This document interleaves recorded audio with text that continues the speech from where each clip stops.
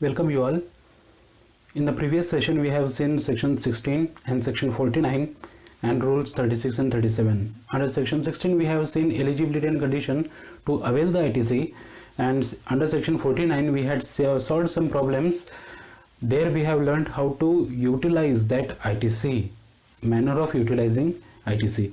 Today we are going to start with section 17, which is for apportionment of ITC. Now for what kind of supplies you are getting ITC and for what kind of supplies you are not getting ITC, where we have to deduct that ITC and how are we actually using that ITC. So this section 17 actually deals with availment of ITC, right? Section 7 subsection 1 says we have to bifurcate the ITC that we have between these two, between business purpose and for non-business purpose. All that supplies which was made for business purpose qualify for ITC. All such supplies which do not which were not used for business purpose or which were used for personal purpose, non-business purpose, that do not qualify for ITC. Exempt supplies, subsection 2 says exempt supplies do not qualify for ITC. Now section 2 subsection 47 defines exempt supply means nil rated supplies which carries complete zero rate. Zero rated supplies are different. I am speaking about nil rated supplies. They are exempt. Fully exempt. Exempt means it is exempted by the government through notification. Now after some time government, if it feels like yes, these goods should not be counted into the exempt supplies, that should be made taxable, then through one notification government can make such exempt supplies into taxable. Okay, exemption is only for given time period. Now fully exempt supplies will be exempt. Obviously non-taxable supplies like our petroleum products, there are 5 specified petroleum products which are non-taxable. Okay, liquor, that is alcohol for human consumption, is also not taxable in GST. We are speaking about not taxable in GST, but in reality it is taxable. Okay, and then electricity, these are the 3 things which are not taxable in GST. I repeat, number 1, petroleum products, there are 5 specified petroleum products, number 1. Number 2, liquor, and number 3, electricity, right? So these 3 are exempt supplies according to this definition. Subsection 3 of 17 says for ITC purpose following are exempt. These 3 are exempt for ITC purpose. RCM, that is any taxes paid in the reverse charge mechanism. See, section 7 in CGST Act has 3 schedules, schedule 1, schedule 2 and schedule 3. Schedule 3 is for a negative list, right? Security and land and building is included in that schedule 3, right? So that is why it is also exempt over here. But for the purpose of valuation, we consider 1% of value of supply for security, and for land and building, whatever stamp duty is paid, we consider that as value of supply. But it is completely out of scope of GST. Land and building, yes, capital gain in income tax is applicable, not in GST. So for the purpose of apportionment of ITC, these 6, 1, 2, 3, 4, 5, 6, these 6 supplies will be considered as exempt supplies. Now look at this amendment. Notification number 55 of 2017 and 3 of 2018 speaks about these 2. Okay, these 2 are also exempt when it comes to speaking about rule 43.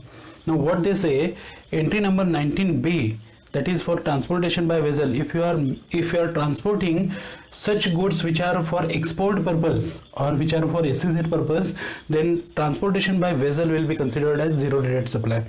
And then entry number 27, that's say interest earned. There is some special provision for financial institutions, banks and NBFCs. We have to consider that differently, and therefore entry number 27 for interest earned and 19B will be considered as exempt supplies. Okay, rule 43 says when exempt supplies are used to make zero rated supply, credit is available. That they say when exempt supplies are used to make zero rated supply. What do you mean by zero rated supply? Either export or you are giving it to SEZ unit or SEZ developer. right? If you are making any exports, or if you are making supplies to SEZ unit or SEZ developer, we call it as zero rated supply. So whenever you are using exempt supplies for the purpose of such supplies, then ITC is available, that they say. It means it will be not considered as exempt supply, it will be considered as zero rated supply. In that case, you have to actually file the returns and get the credit. This is actually a beautiful concept. Let me tell you how it is beneficial to you.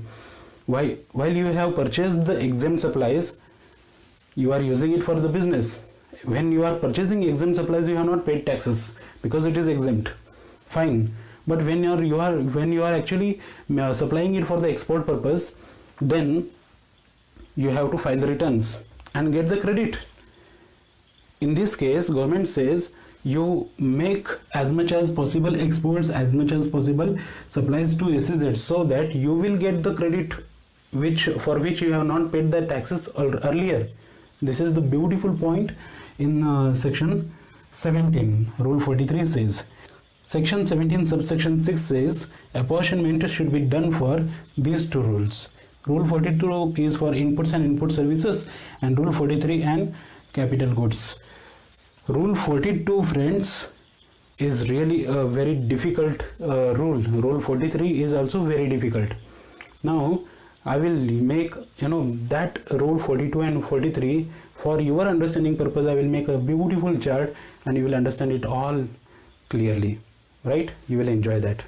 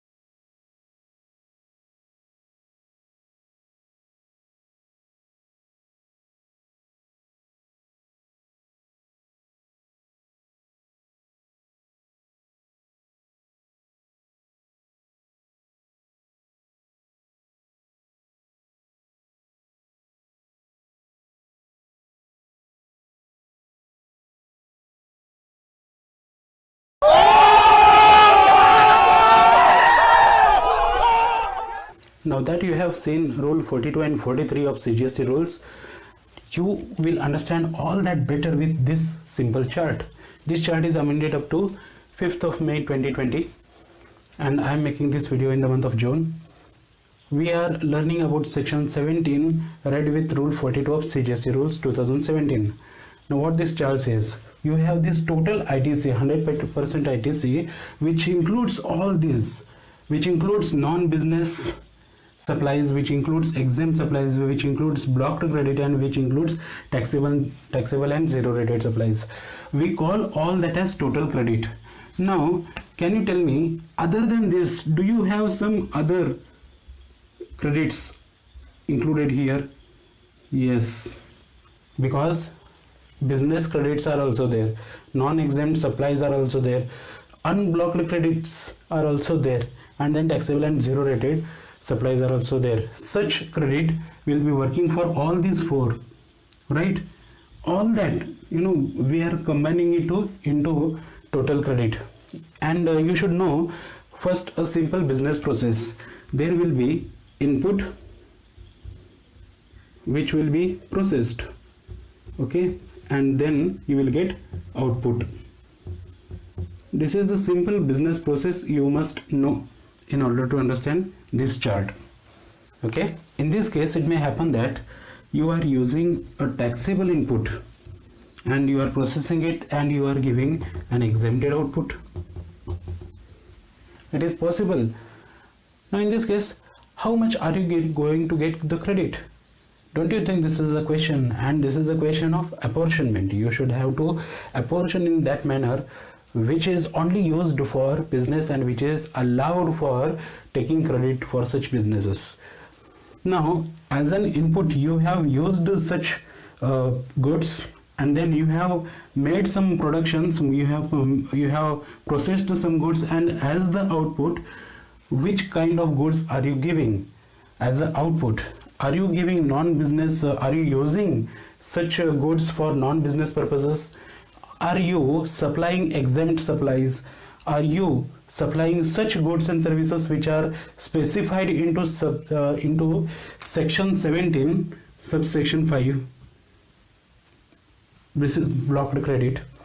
And are you giving taxable supplies and zero rated supplies? If you are doing all these things, then we call it as C1, which includes all these. Okay, non-business, if you are supplying non-business items, or if you are using goods and services for non-business purposes, then no ITC. If you are using or if you are supplying exempt goods, then no ITC. If you are supplying blocked credit, then no ITC. In case of taxable or zero rated supplies, you have ITC, and that will be included over here. I hope you are understanding. And look at this part, other credit. See, you have said others are also there. Other credit plus these taxable and zero rated will be combined, will be clubbed together into C1. We call it as common credit. And then when calculating C2, we do not consider this taxable and zero rated, right? Now, what do you mean by this C1 common credit? Common credit has this T, that is total credit, minus T1, T2, T3, T1, T2 and T3, these three things, right?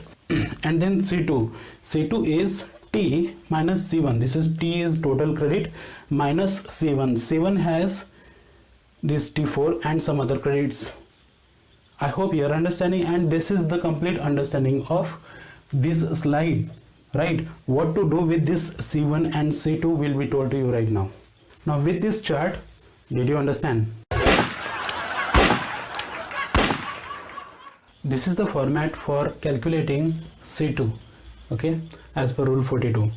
Total input tax we have to take, and then from this T we have to deduct T1, T2, T3, so that we will get C1, and then we have to deduct T4 to get C2. If you remember that chart, the same is given in the format. I request you to pause this video and please copy down this. Okay, now understand what is this T. T is total input tax. You have purchased so many goods and services, consider all that into one, that is total input tax T, and from that we have to deduct inputs exclusively used for non-business cause or non-business purposes, that we are calling it as T1, and then inputs exclusively used for exempt supplies we have to deduct T2. Then blocked credits as per section 17 of 5, then there we have to deduct this. Then we will get C1. Friends, this is the balance shown in electronic credit ledger. Okay, if you remember, there are three ledgers in the GST portal. Electronic credit ledger is one among those three. Other two are electronic cash ledger and electronic liability ledger.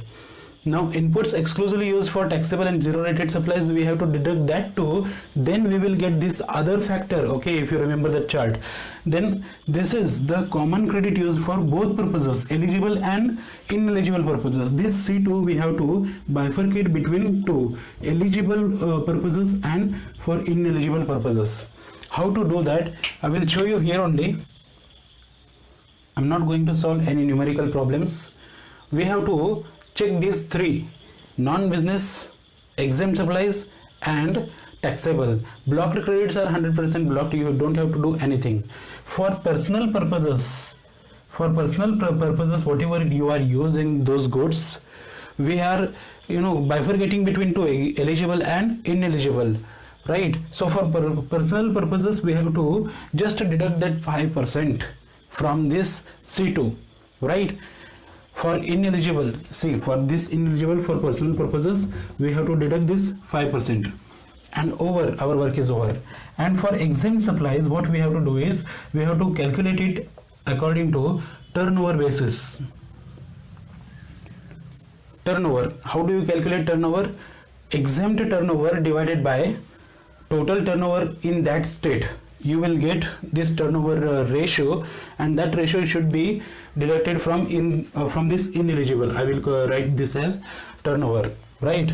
Now you will get this amount for this amount you have to add, okay, you have to add this taxable or zero rated T4. You have to add this T4, and there whatever you are getting, that is the ITC, will be 100% utilizable, 100% usable, right? This is how you are using C2 formula, right?